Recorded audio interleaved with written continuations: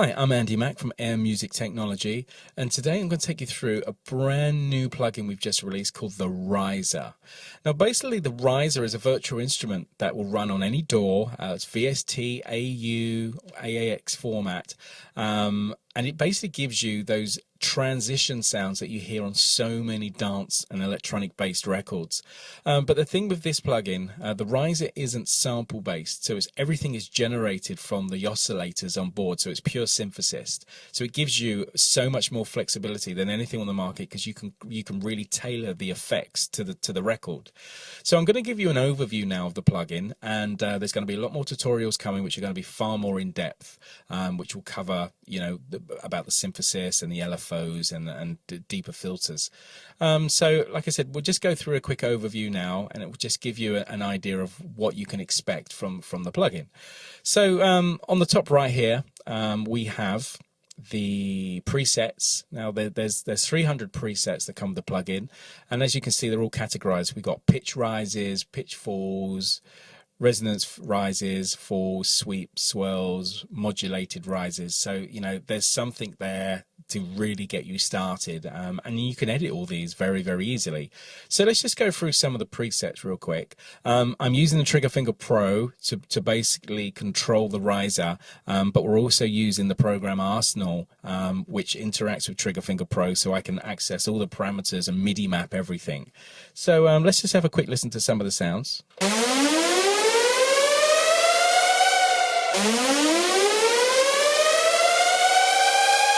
Now you'll see as well, as I go up the octaves here, the rise will speed up, so it will be in time with your record.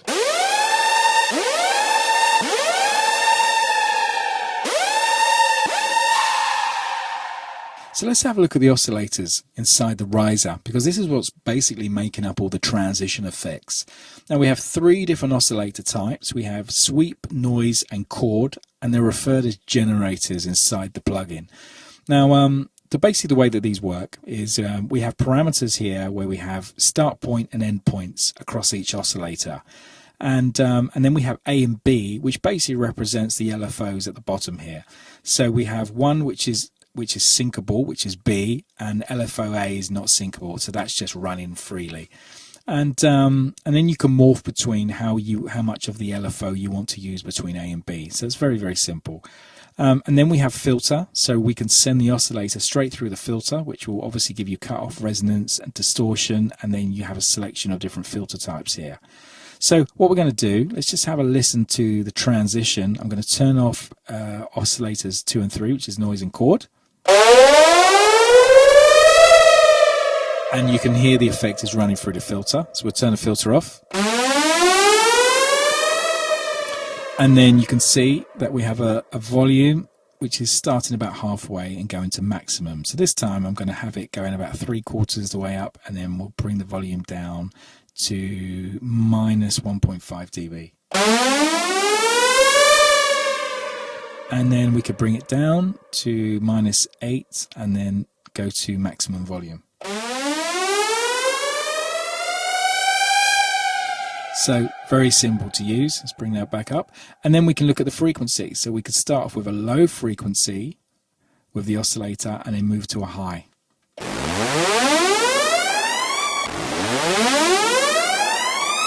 And then you have your oscillator shape as well. So we could take the shape up of the oscillator and then bring the shape down.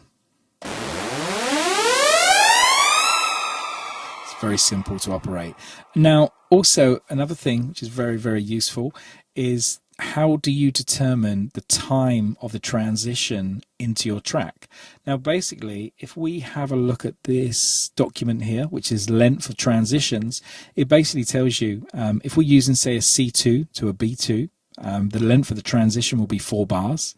If we're using a C4 to a B4, the transition length will be 1 bar if you're playing within that octave. So it's very easy to work out from your song how long the physical transition needs to be. So very, very useful, and that's in the user guide. And then we'll just go back to the plugin.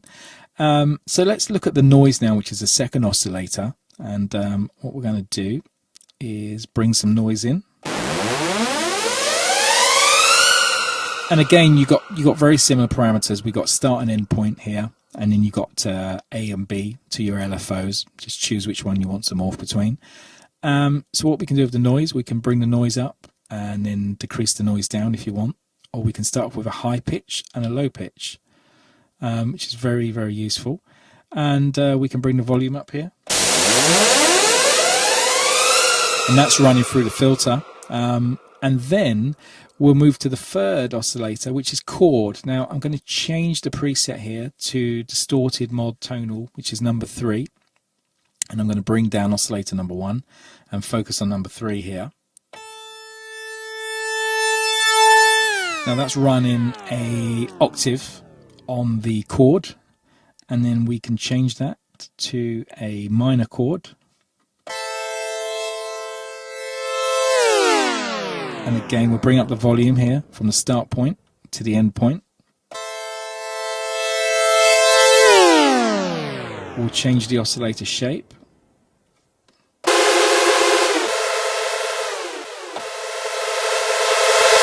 So it's using more of the chord function now.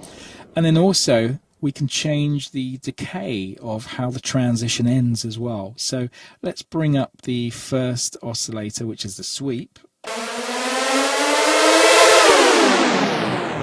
And then you can hear that it's changing in pitch at the end. So what we can do is increase the pitch and bring down the filter so it has a much faster decay time, and the pitch will be a lot faster as well. So it will be using less pitch and less decay time.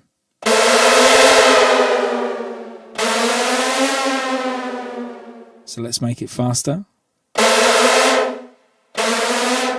Use less pitch. And again, less pitch. So it now becomes more like a record stopping. And again, if we increase the amount of decay and how much pitch,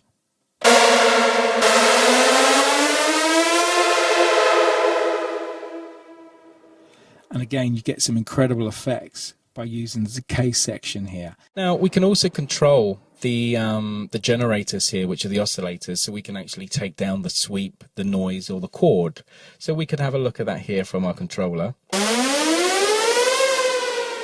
Now I've already got this mapped, so let's go to Control and move to Bank D.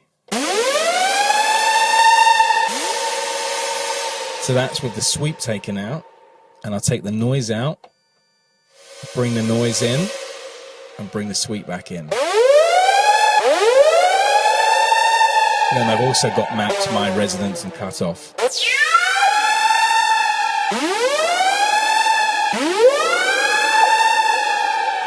So let's have a look at some of the other presets.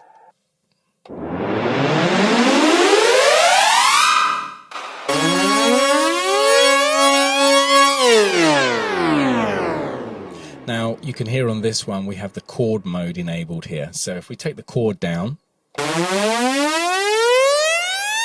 it up,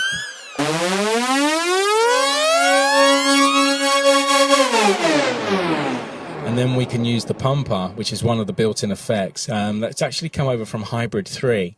It's a great effect. It kind of works like a sidechain.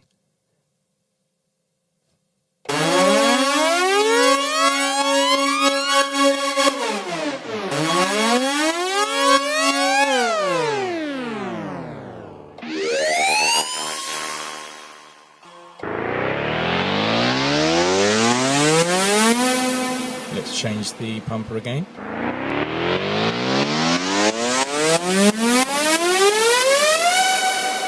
So you can see some of the incredible effects that you can get just by tweaking the GUI here. So basically, we can save all our own presets as well. So anything we edit here, we can just go to the icon, and then we can just pull up on here, and we can just create all our own presets. Just move that out of the way. And also a few really cool features here are this invert and swap. So basically what invert will do, if the transition is going up, we can then just invert it and it will go down. So we do an invert. It's a really, really useful effect. And then swap basically swaps out all the parameters. So when you do an invert, this basically inverts the generators and the LFOs. If we do a swap, it then swaps out all the effects parameters as well. So everything is then rotated.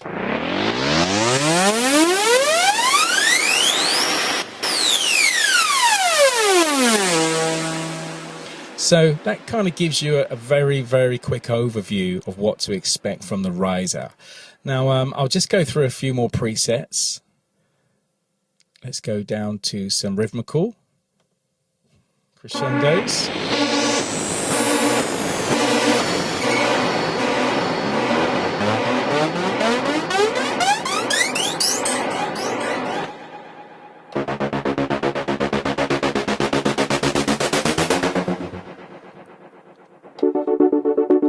So this is more chord based.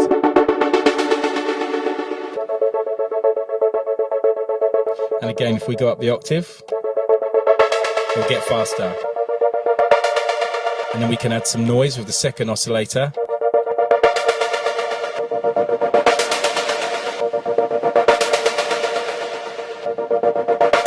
And we can select a filter.